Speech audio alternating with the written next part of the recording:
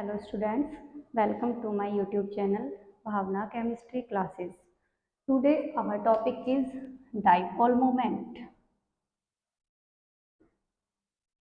Today our topic is dipole moment. तो हमने इससे पहले वीडियो में डिस्कस किया था covalent bond, electrovalent bond and coordinate bond. ठीक है, अब अगर हमने उसमें कोवेलेंट बॉन्ड याद होगा, कोवेलेंट बॉन्ड कब बनता है? इक्वल नंबर ऑफ इलेक्ट्रॉन की शेयरिंग से। जब दो atom equal number of electron की शेयरिंग करते हैं तब बनता है हमारा कोवेलेंट बॉन्ड। लेकिन कोवेलेंट बॉन्ड के हमने 2 टाइप्स पढ़े थे, पोलर एंड नॉन पोलर। तो डाइपोल मोमेंट के लिए हमें पोलर कोवेलेंट बॉन्ड क्लियर होना चाहिए। तो पोलर कोवेलेंट बॉन्ड क्या था कि अगर कोवेलेंट बॉन्ड हमारा 2 डिफरेंट टाइप्स ऑफ एटम के बीच बनता है, अनलाइक एटम्स HCl। अगर कोवेलेंट बॉन्ड हमारा दोनों एटम हमारे डिफरेंट हों, उनके बीच बनता है, तो इस टाइप का बॉन्ड कोवेलेंट बॉन्ड होगा। क्योंकि इसमें क्या होता है कि जो शेयरिंग वाला इलेक्ट्रॉन पेयर है वो Cl के पास आ जाता है। Cl के आउटर मोस्ट में 7 होते हैं, तो ये भी बताया था मैंने कि ऑक्टेट रूल के थ्रू ये 8 करना चाहते हैं, आउटर मोस्ट में स्टेबल होना चाहता है कोई भी एटम। तो इसमें यहाँ ध्यान देना कि Cl क्या होता है, मोर इलेक्ट्रोनेगेटिव। इलेक्ट्रोनेगेटिव क्या होता है, इलेक्ट्रॉन को अपनी तरफ अट्रैक्ट करने की टेंडेंसी।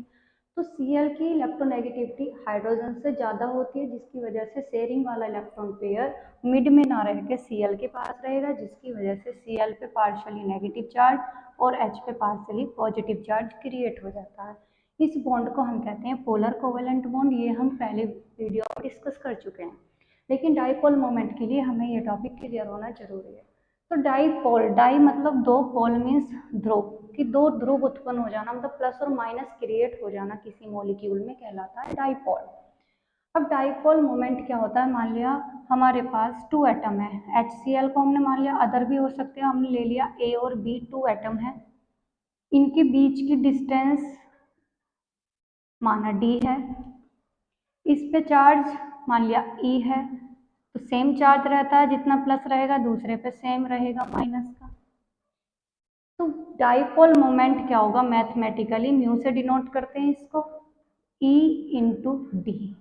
तो डेफिनेशन क्या बनेगी कि किसी भी एटम के ऊपर चार्ज, मतलब पॉजिटिव चार्ज ले लो या negative charge, because charge same रहता, चार्ज को हम E से डिनोट कर रहे हैं, तो चार्ज और उनके बीच के डिस्टेंस के मल्टीप्लिकेशन को हम डाइपोल मोमेंट कहते हैं। डाइपोल मोमेंट को म्यू से डिनोट करते हैं। डाइपोल मोमेंट क्या होता है, किसी भी मॉलिक्यूल में एटम पे जो चार्ज है वो और उनके बीच की डिस्टेंस d, इसके मल्टीप्लिकेशन को हम क्या कहते हैं, डाइपोल मोमेंट। इसकी यूनिट क्या होती है, अब ये बात आती है, माना हमारी चार्ज की यूनिट है unit of charge if we take in ESU and unit of distance if we take in centimeter. Then if we take E equal to 10 की power minus 10 ESU and D equal to 10 की power minus 8 centimetre, तो mu क्या होगा हमारा 10 की power minus 8 into 10 की power minus 10 ESU into centimetre, या 10 की power minus 18 ESU centimetre. Mu equal to हमारा इतना आ गया। तो जो 10 की पावर माइनस 8 ESU सेंटीमीटर होता है, ये 1 डिवाई के इक्वल होता है। तो म्यू की यूनिट ESU सेंटीमीटर में है, तो ये वैल्यू होगी, या हम डिवाई में लेते हैं तो इसकी 1D होगी। डिवाई को D से डिनोट करते हैं, तो क्लियर हो गया होगा डाइपोल मोमेंट की यूनिट डिवाई, और एक डिवाई में कितने ESU सेंटीमीटर होते हैं, 10 की पावर माइनस 18 ESU सेंटीमीटर। तो ये हुआ हमारा डाई एटॉमिक के लिए, हमने डाई एटॉमिक के लिए क्लियर कर लिया E इंटू डी। अब अगर हमारा आगे देखते हैं कि अगर हमारा मॉलिक्यूल पॉली एटॉमिक है, तो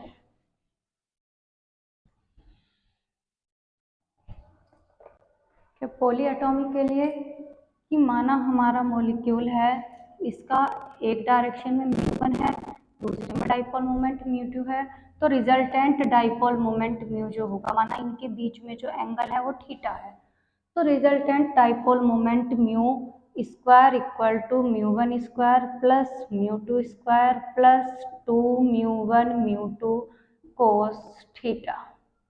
थीटा एंगल जो इनके बीच में बना हुआ है, इसको हम ऐसे भी लिख सकते हैं, और mu equal to under root μ1 square plus μ2 square plus 2 μ1 μ2 cos theta. ये क्लियर हो गया होगा। अब डाइपोल मोमेंट टॉपिक की यूजेस क्या है, एप्लीकेशंस ऑफ डाइपोल मोमेंट। तो सबसे पहले देखते हैं कि इसके थ्रू हम किसी मॉलिक्यूल की सिमेट्रिक स्ट्रक्चर बता सकते हैं, या वो सिमेट्रिक है या एसिमेट्रिक है। एग्जाम्पल, जैसे अगर हमारे पास CO2 है, या वो लीनियर है, नॉन लीनियर, सिमेट्रिक या एसिमेट्रिक। तो अगर हमारा CO2 का डाइपोल मोमेंट 0 है, इससे पता चलता है कि ये लीनियर है, कि जितना इधर को डाइपोल मोमेंट होगा इतना इधर को कैंसिल आउट हो जाएगा। सेम H2O हमारा लीनियर नहीं होता, तो ये किससे पता चला, डाइपोल मोमेंट से। कि H की शेप ये होती है, इसके बीच में एंगल होता है 104 डिग्री 27 मिनट। मान ला इधर का μ1 है, इधर μ2 है, तो हम इस फॉर्मूले से इसका डाइपोल मोमेंट कैलकुलेट कर सकते हैं। तो डाइपोल मोमेंट अगर इसका 0 होता तो ये लीनियर होता, डाइपोल मोमेंट इसका 0 नहीं है, तो इससे पता चला हमारा ये नॉन लीनियर टॉपिक है। एक यूज तो इसका ये है। एक हम नेक्स्ट आगे यूज पढ़ते हैं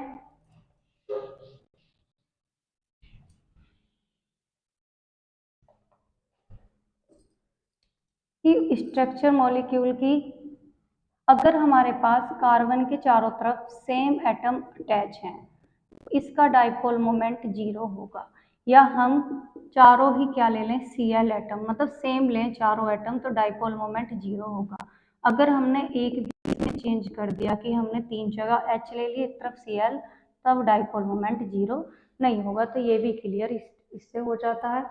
एक इसका यूज है तीसरा, कि सिस एंड ट्रांस स्ट्रक्चर के बारे में भी इससे पता चल जाता है कि अगर C डबल बॉन्ड C इधर ये जुड़ा हुआ है सेम, और इधर भी सेम, तो इस फॉर्मूले को कहते हैं हम सिस फॉर्म। और अगर कार्बन डबल बॉन्ड कार्बन के दोनों तरफ डिफरेंट हों, तो हम इसे कहते हैं ट्रांसफॉर्म। तो जो ट्रांसफॉर्म होती है, इसके लिए म्यू हमारा 0 होता है, और सिस फॉर्म के लिए म्यू हमारा 0 नहीं होता। तो ये भी हमें क्लियर हो जाएगा कि अगर हमारे पास दो स्ट्रक्चर हैं और डाइपोल मोमेंट की वैल्यू दी हुई है, तो हम इजीली डिफाइन कर सकते हैं कि सिस फॉर्म कौन सी होगी, ट्रांसफॉर्म कौन सी होगी। अगर डाइपोल मोमेंट की वैल्यू 0 होगी तो हमारी ट्रांसफॉर्म होगी, और अगर 0 नहीं है तो वो हमारी सिस फॉर्म होगी। सेम हम बेंजीन में पढ़ते हैं 3 तरह की structure, ortho, Meta, para. 3 position होती है बेंजीन में, ठीक है। फॉर इस स्ट्रक्चर है कि मान लिया ये हमारा बेंजीन है, इसमें यहाँ पे कोई सब्सटेंट लगा हुआ है, इसके रेस्पेक्ट में ये वाली पोजीशन ऑर्थो होती है, ये मेटा होती है, और ये अपोजिट वाली पैरा पोजीशन कहलाती है। सेम इधर वाली भी मेटा और इधर वाली भी ऑर्थो। इसके जस्ट बराबर वाली पोजीशन क्या होती है, ऑर्थो, यहाँ पे 2 मेटा और ये हो गई पैरा।